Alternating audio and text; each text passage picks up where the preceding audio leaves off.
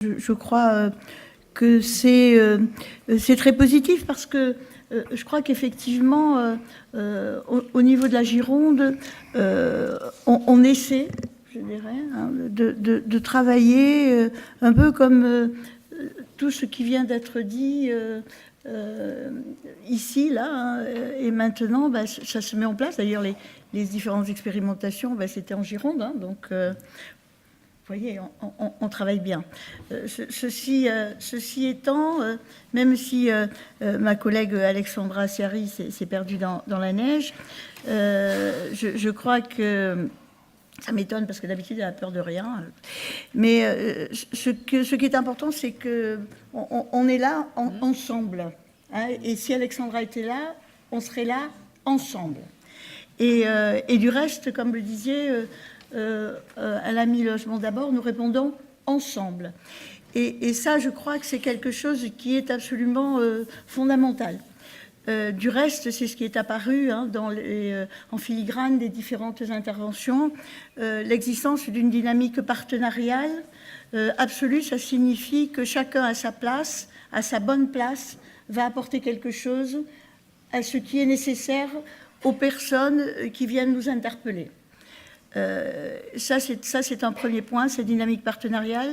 Ça signifie une connaissance et une reconnaissance mutuelle des institutions, mais aussi des acteurs qui sont autour de nous, avec lesquels nous travaillons, en particulier les différentes associations, et on en a vu ici quelques-unes, et en particulier aussi au niveau du logement. Je suis présidente du Fonds Solidarité Logement aussi, et c'est vrai que l'ensemble des associations nous ne sommes pas des tiroirs-caisses, nous travaillons avec. C'est-à-dire que ce qui peut être apporté en financement correspond aux attentes de l'institution que nous représentons, mais en fonction, je dirais, des analyses que nous avons pu mener ensemble pour comprendre la réalité du terrain. Je crois que ça, c'est vraiment quelque chose qui est absolument fondamental. Du reste, notre département, et c'est ce qui nous permet aussi de très bien travailler ensemble, 36 maisons de la solidarité dispatchées sur l'ensemble du territoire girondin, avec des pôles de solidarité aussi, un 9, qui permet en définitive de porter nos politiques au plus près des territoires. Terme très important, s'adapter et répondre aux besoins de chaque territoire. Je crois que ce soit en emploi, en logement, les besoins ne sont pas exactement les mêmes, les populations ne sont pas les mêmes. Quand on est dans le Médoc, quand on est dans la Haute-Gironde ou dans le Sud-Gironde, les besoins, les réponses à apporter ne sont pas les mêmes. Et je crois que ce que disait M. Mbaré, essentiel, on ne peut pas faire sans les usagers. C'est-à-dire qu'il y a réellement, pour nous, départements, mais pas que, hein, avec nos partenaires, un changement absolu de paradigme en ce qui concerne le travail social. C'est-à-dire réellement, nous passons, et c'est une volonté affichée du président du département, Jean-Luc Glaise, de porter une politique du pouvoir d'agir. Hein, et ça signifie quoi? Ça signifie, comme vous le disiez précédemment, eh bien, la formation du personnel, l'accompagnement aussi, hein, et la formation des personnels des différentes associations avec lesquelles nous travaillons. Il ne s'agit pas de savoir a priori ce qui est nécessaire à la personne, que ce soit, comme vous le disiez monsieur, aller chez le médecin, avoir un logement ou autre, ou le travail, mais c'est bien ce triptyque qui est à prendre en compte et qui va être pris en compte dans l'ordre que le sujet va déterminer. Et ça, c'est effectivement un changement de paradigme relativement important. Et puis, c'est aussi en même temps... peut-être se dégager de cette recherche sur le plan théorique qui a habité et qui habite encore le travail social, de la recherche de la cause, qui fait qu'à un moment donné, on cherche tellement la cause de pourquoi le sujet est dans tel ou tel état, qu'on oublie de regarder les potentialités de ce sujet pour l'amener justement à renforcer sa confiance en lui et pouvoir développer quelque chose pour son projet. Donc c'est réellement... alors on parlait en particulier des personnes qui présentent des troubles psychiques, mais c'est tout sujet, je dirais. Hein. Nous travaillons avec les usagers.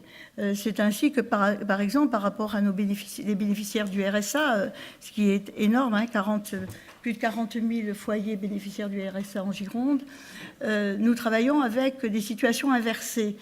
C'est-à-dire, on a mis en place les premiers colloques inversés. Ce sont les usagers qui parlent et qui questionnent les institutions et les institutions qui répondent. Alors, quand j'entendais tout à l'heure parler, effectivement, de Pôle emploi, c'est vrai que nous avons eu des interrogations très intéressantes à Pôle emploi, hein, où les usagers expliquaient ce qu'ils ressentaient et où, avec Benoît Meyer, le directeur départemental, nous avons pu, à un moment donné, déconstruire justement certains fonctionnements et je crois que c'est important d'y travailler encore plus pour pouvoir répondre au mieux aux attentes des personnes.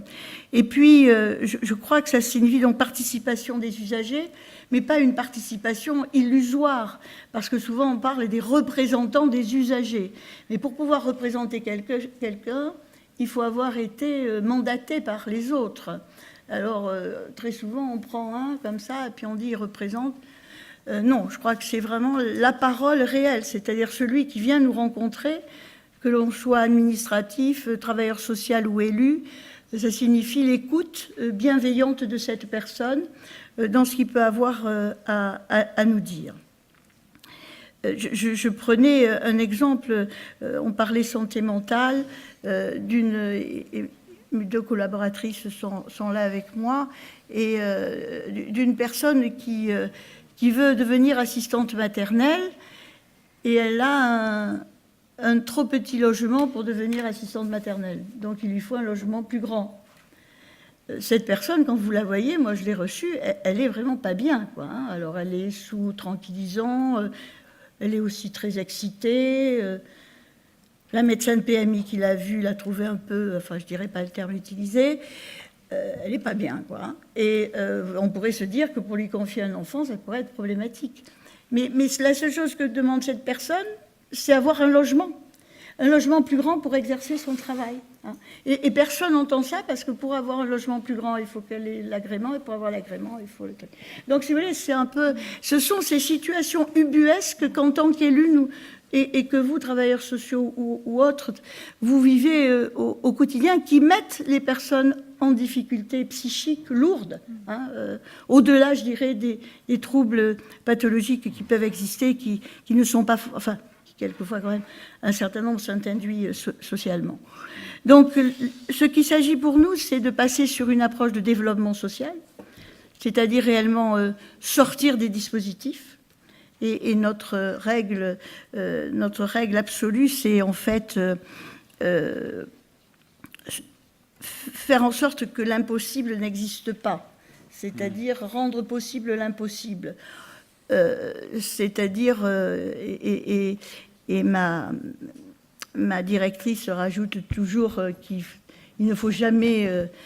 je dirais, ne pas respecter les valeurs, mais on peut faire beaucoup de choses. Je crois, si vous voulez, qu'en tant que politique, nous avons, en particulier au niveau du logement, un rôle très important d'accompagnement. Nous avons à comprendre la réalité des besoins, c'est-à-dire de la colocation, du logement participatif, du logement accompagné, des petites unités, de la mutualisation de la PCH, de la mutualisation de l'APA aussi, même si ce sont, je dirais, des allocations individuelles, mais nous devons trouver des moyens qui permettent aussi aux personnes à la fois de pouvoir avoir leurs espaces à eux, et en même temps d'être dans la convivialité et de lutter contre la solitude. Je dirais, ça passe par là, ce travail, c'est-à-dire une adaptation réelle aux besoins des territoires, c'est-à-dire une approche territoriale. Nous avons mis en place ce que nous appelons les fabriqueurs, c'est-à-dire, je dirais, nous sommes complètement en dehors de tout dispositif. Et en particulier sur le logement, nous qui sommes délégataires des aides à la pierre, c'est quand même intéressant. Hein. Mais on a tout ça, hein, parce qu'il le faut. Mais on se dit que, bien entendu, dans toutes ces lignes, parce que la plupart du temps, on fait rentrer les gens dans des cases. Et alors, quelquefois, ils rentrent dans plusieurs cases, donc on est un peu embêté. Parce qu'on a plusieurs cases, on essaie de trouver la meilleure. Bon, alors, là, je dirais que non. La méthodologiste que je suis, bien que soit psychologue, se dit que normalement, j'ai appris qu'une catégorie était exclusive, donc normalement, je ne dois pas pouvoir y rentrer dans plusieurs catégories. Le problème, c'est que ça se passe.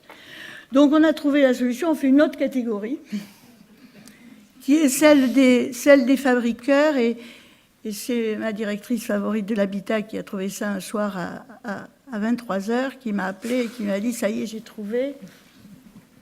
Parce que ça aussi, c'est ce qui fait la spécificité de la Gironde, c'est ce travail avec des institutions, c'est aussi chacun à sa place, je dirais l'administration, le technique, et puis le politique, le politique au sens noble du terme. Elle a dit, j'ai trouvé, c'est les fabriqueurs.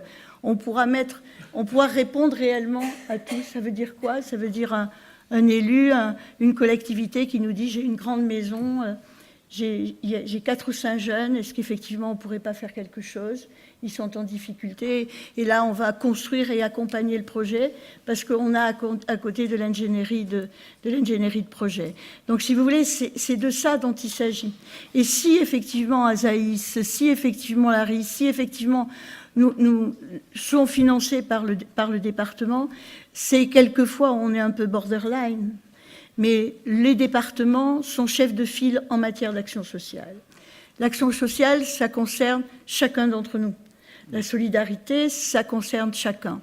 Et donc, c'est en ce sens-là, si vous voulez, que l'on est à côté de tous les partenaires qui peuvent apporter le bien-être au sujet et aux Girondins. Donc, c'est vraiment un challenge qui est quotidien, mais parce que nous pensons que chacune et chacun d'entre nous, quel qu'il soit, y compris présentant une pathologie mentale, a du potentiel. Le tout, c'est d'identifier ce potentiel et le laisser s'exprimer. Voilà. Merci. Merci.